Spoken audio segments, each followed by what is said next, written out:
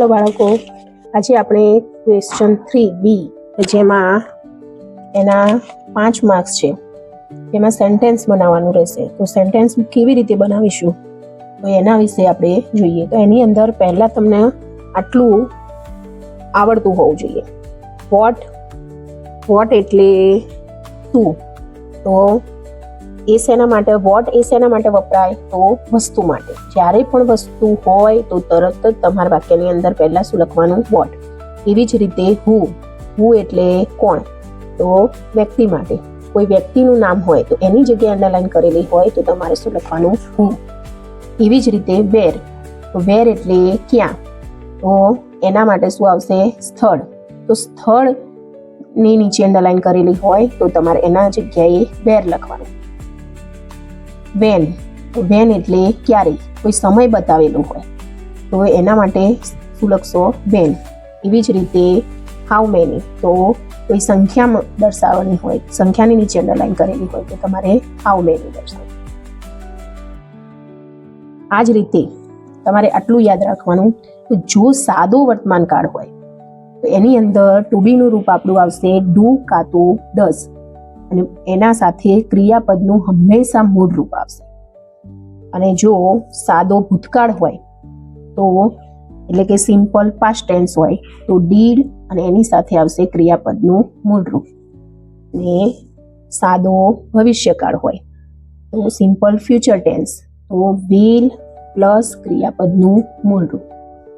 પહેલા આટલું યાદ રાખી દેશો તો વાક્ય સરળતાથી બનાવી શકીશું.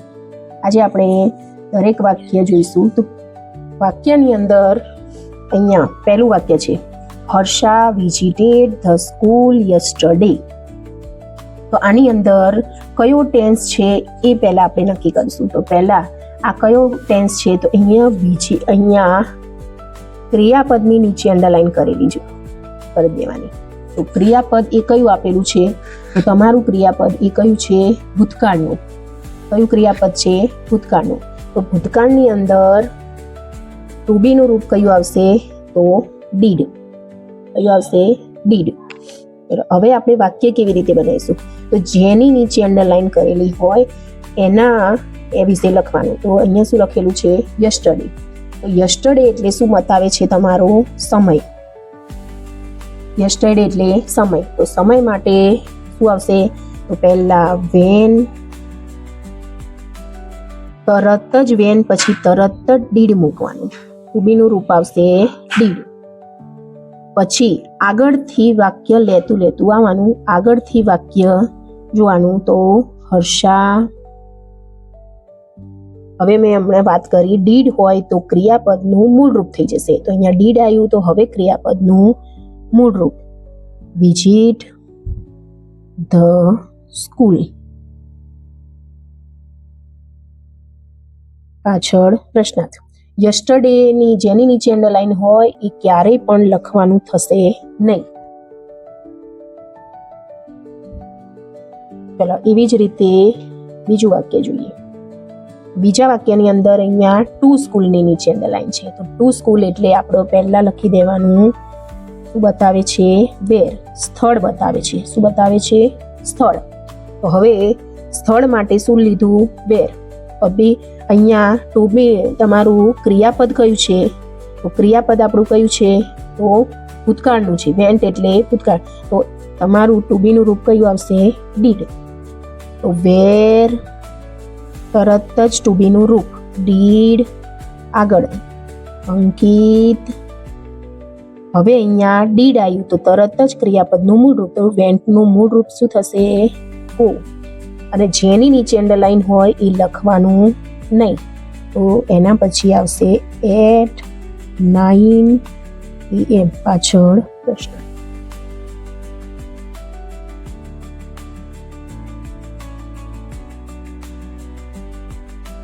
ત્રીજું, the gardener put the flowers in the wash. તો આની અંદર કોની નીચે અંડરલાઈન છે તમારી એ પહેલા લખી દેવા. તો ઇન ધ વાસ એટલે સ્થળ બતાવે. તો સ્થળ માટે આપણે શું લખીશું, તો વેર. હવે આપણે જોવાનું ક્રિયાપદ ક્યાં આપેલું છે. તો ક્રિયાપદ છે પુટ. હવે આની અંદર પુટની અંદર જો ક્રિયાપદની અંદર જો ભૂતકાળનું રૂપ હશે તો ભૂતકાળનું પુટનું પુટ જ થશે. અને જો સાદો વર્તમાનકાળ હશે તો સાદા વર્તમાનકાળમાં આગળ પ્રમાણે જોવાનું. તો ધ ગાર્ડનર એક જ છે તો એની પાછળ એસ વાળું ક્રિયાપદનું રૂપ આવશે. આની અંદર એસ વાળું ક્રિયાપદનું રૂપ નથી. તો એનો મતલબ આ શું છે? સાદો ભૂતકાળ. તો સાદા ભૂતકાળ માટે આપણે પહેલા જેમ લીધું એ પ્રમાણે જ અહીંયા શું લઈશું? ડીડ. તો ડીડ. હવે આગળથી લેતું આવવાનું. તો ધ ગાર્ડનર ક્રિયાપદનું મૂળ રૂપ. તો પુટનું મૂળ રૂપ પુટ જ થાય. ધ ફ્લાવર પાછળ પ્રશ્નાર્થ. આ જેની નીચે અંડરલાઈન છે એ આપણે લખવાનું થશે નહીં. ટર્ન નંબર કિરણ બોટ સમ ટોયઝ લાસ્ટ વીક. આની અંદર સમ ટોયઝ. તો પહેલા સમ ટોયઝ ની નીચે અંડરલાઈન છે તો એના પ્રમાણે શું કહેવાશે? સમ ટોયઝ એટલે એક વસ્તુ છે. તો વસ્તુ માટે આપણે પહેલા શીખ્યા હંમેશા વોટ મૂકવું. હવે તમારે ક્રિયાપદ જોવાનું. તો ક્રિયાપદ એ કયું છે? તો ભૂતકાળનું છે. તો ભૂતકાળની અંદર આપણે ટુ બી નું રૂપ કઈ લઈશું? ડીડ. તો તરત જ ડીડ. આગળથી વાક્ય લખતું આવવાનું. તો કિરણ. હવે ક્રિયાપદનું મૂળ રૂપ બોટનું મૂળ રૂપ થશે બાય. હવે સમ ટોયઝ જેની નીચે અંડરલાઈન છે એ લખાય નહીં. તો હવે આપણે લખવાનું થશે લાસ્ટ વીક પાછળ પ્રશ્નાર્થ. What did Kiran buy last week? ગયા અઠવાડિયે કિરણે શું ખરીદ્યું? ચલો એવી જ રીતે series. Arrange the books in the cupboard in the morning. આની અંદર સિરીઝની નીચે અંડરલાઈન છે. સિરીઝ એટલે એક નામ થયું. તો નામની નીચે અંડરલાઈન હોય તો હું. હવે આની અંદર એટલું યાદ રાખવાનું, જો હું વાળું વાક્ય આવશે તો એમાં કોઈ ચેન્જ થશે નહીં.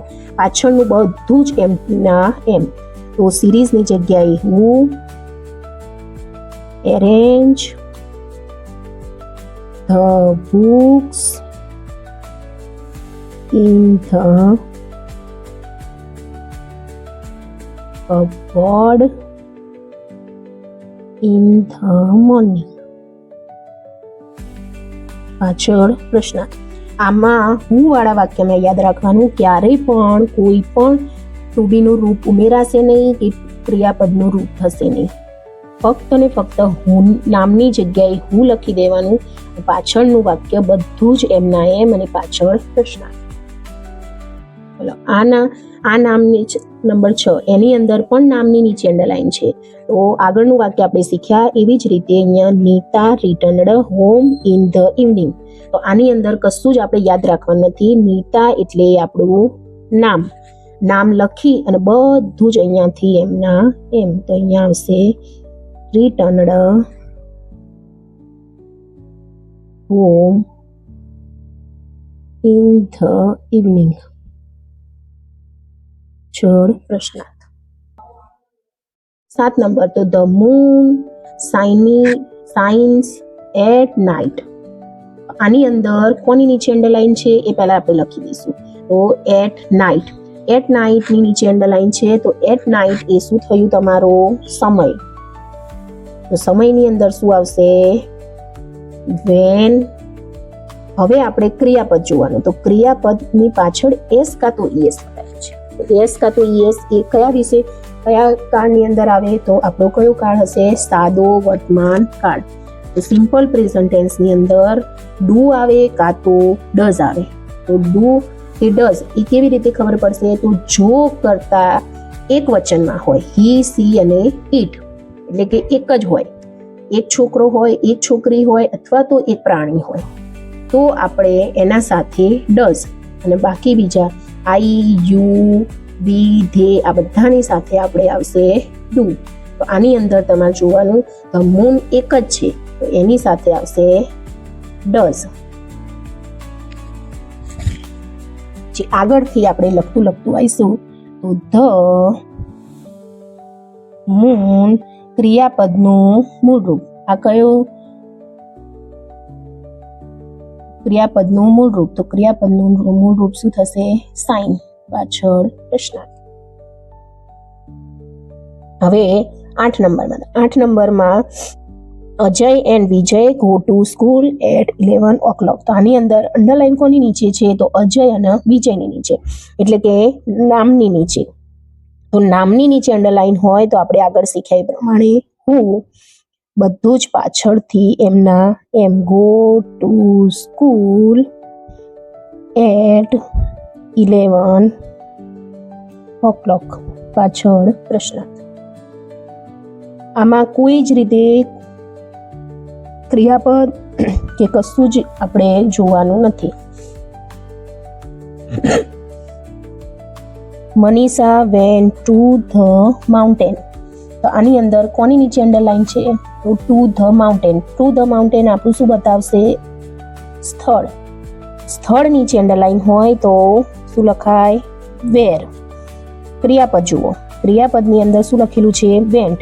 વેન્ટ એટલે ભૂતકાળ. તો ભૂતકાળની અંદર આપણે ટુ બી નું રૂપ શું મૂકીશું? ડીડ. તો વેર ડીડ આગળથી મનીષા. હવે વેન્ટની જગ્યાએ ક્રિયાપદનું મૂળરૂપ. પાછળ પ્રશ્નાર્થ. આ ટુ ધ મ્યુઝિયમ એની નીચે અંડરલાઈન છે એટલે લખાય નહીં.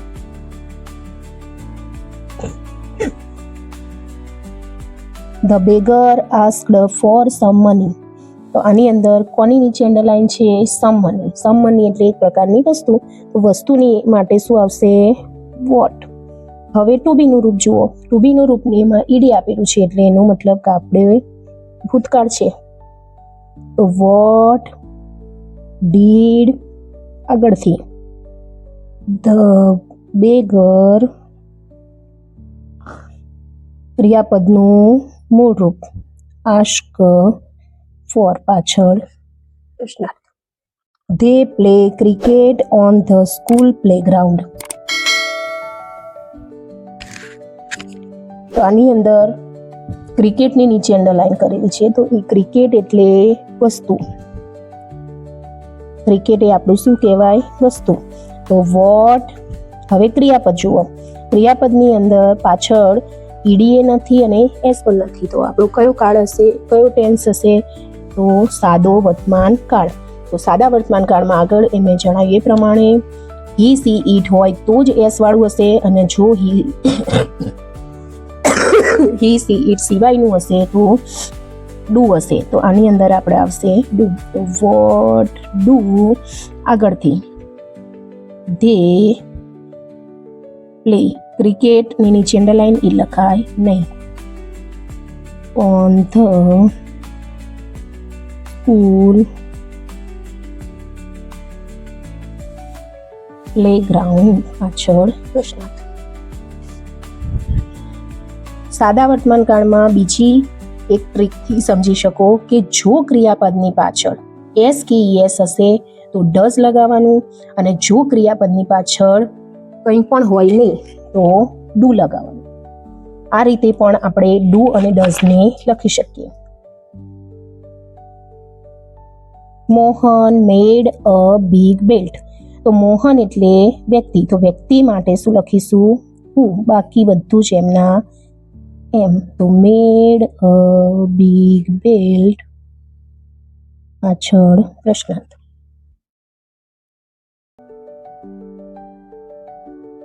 સુમિતભાઈ will buy a new car tomorrow. આની અંદર આપણે અંડરલાઈન છે ન્યૂ કાર. તો ન્યૂ કાર એટલે વસ્તુ. તો વોટ. આની અંદર ટુ બી નું રૂપ આપણું વિલ લખેલું જ છે. તો વિલ લખેલું જ હોય તો વિલ આગળથી સુમિતભાઈ, પછી વિલ આવી ગયું તો બાય ન્યૂ કાર માટે લખાય નહીં. તો ટુમોરો. પાછળ પ્રશ્ન. 15 નંબર, Varun will meet his friend next week. તો નેક્સ્ટ વીક એટલે સમય બતાવે છે. તો સમય માટે વેન આમાં વિલ આપેલું જ છે. તો વિલ વરુણ, ક્રિયાપદનું મૂળ રૂપ મીટ હિઝ ફ્રેન્ડ, પાછળ પ્રશ્ન. નેક્સ્ટ વીક એ લખાય નહીં. ચલો, એવી રીતે 20 students went to the museum.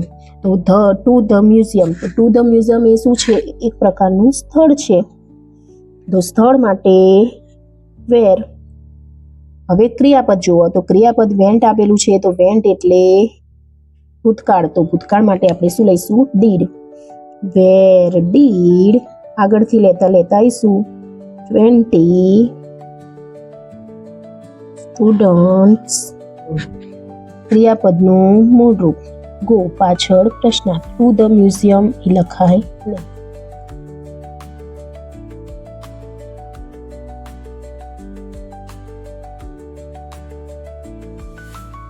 Mister Dave took dinner with my family in the evening. આની અંદર મિસ્ટર દવેની નીચે અંડરલાઈન કરી, એટલે કે નામની નીચે. તો નામ માટે આવશે હુ. તો હુ પછી બધું જ એમના એમ. Took dinner with my family in the evening, પાછળ પ્રશ્નાર્થ. 2 number, Manojbhai visited the dairy in the evening. In the evening મેં શું બતાવે છે? તો સમય. તો સમય માટે આપણે પહેલા લખી દઈશું વેન લખી અને ક્રિયાપદ જોવાનું. ક્રિયાપદની પાછળ ઈડી છે, એનો મતલબ કે સાદો ભૂતકાળ હોય તો ડીડ.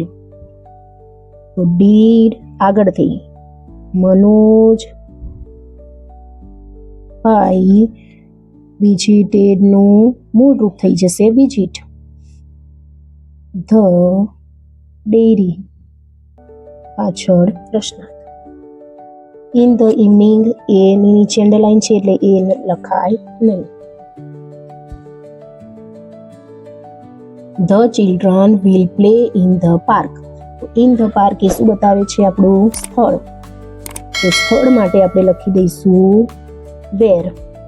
તરત જ વિલ આપેલું છે તો વિલ આગળથી કરતા લેતા આવીશું. તો ધ ચિલ્ડ્રન પ્લે લખાઈ ગયું, પ્લે, અને ઇન ધ પાર્ક લખાશે નહીં. તો પાછળ ગૌરવ રોટ a letter in the morning. તો in the morning એ શું બતાવે છે? સમય. તો સમય માટે લખીશું વેન. હવે ક્રિયાપદ જોવાનું. રોટ એટલે ભૂતકાળનું રૂપ છે, તો ભૂતકાળ માટે આપણે શું લગાવીશું? ડીડ. વેન ડીડ નામથી ચાલુ કરશું. ગૌરવ, ક્રિયાપદનું મૂળ રૂપ તો રોટનું મૂળ રૂપ થશે રાઈટ લેટર, પાછળ પ્રશ્નાર્થ. ઇન ધ મોર્નિંગ એ ના માટે બનાવવાનું છે એટલે લખવાનું નહીં. આ રીતે વિદ્યાર્થી મિત્રો આપણે બધા જ ટેન્સના વાક્યો સરળતાથી બનાવી શકીશું.